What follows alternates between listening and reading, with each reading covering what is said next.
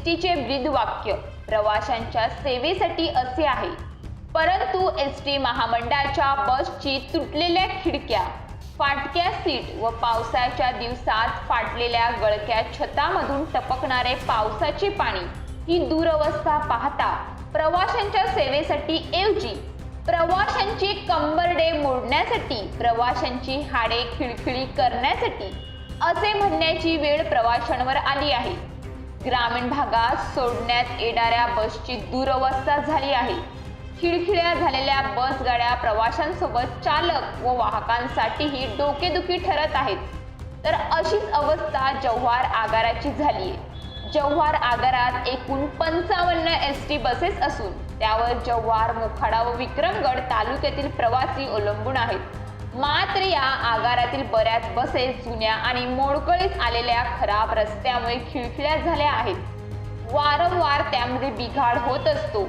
परिणामी प्रवाशांना एसटी बसमध्ये बिघाड झाल्यास तासनतास दुसरी बस येईपर्यंत ताटकळत उभे राहावे लागत असल्याने प्रवाशांना नादुरुस्त एसटीचा नाहक ताप होत आहे। जव्हार आगारातील एसटी बसची दररोज तांत्रिक दुरुस्ती व पाहणी केली जात नसल्याचे सत्य समोर आले आहे।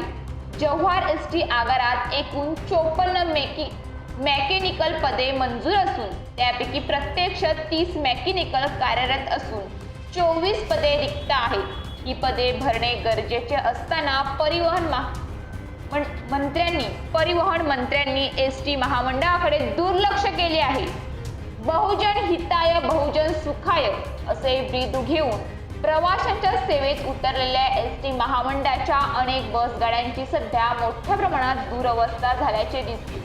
जव्हार तालुक्यात दररोज रस्त्यात बस बंद पडून प्रवाशांचे हाल होत असलेले पाहायला मिळत आहे। खासगी बसगाड्यांमधील आसन व्यवस्था पूर्णपणे कालबाह्य झाली असून अनेक गाड्यांच्या खिडक्या तुटून काचा गायब झालेल्या आहेत।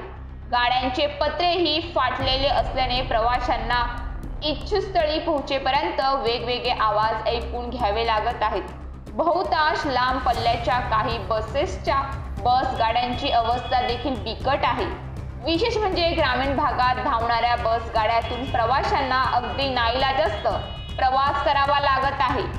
हीच अवस्था जव्हार बस डेपोची नसून पूर्ण पालघर जिल्ह्यातील बस डेपोंची हीच बिकट अवस्था आहे। एकंदरीत अत्यावश्यक सुविधांचा बोजवारा उडालेला असल्याने तसेच जीर्ण झालेल्या बसचा अपघात कधी होईल याचा काही नेम नसल्याने प्रवाशांना जीव मुठीत घेऊन प्रवास करावा लागत आहे। हेच सत्य आहे।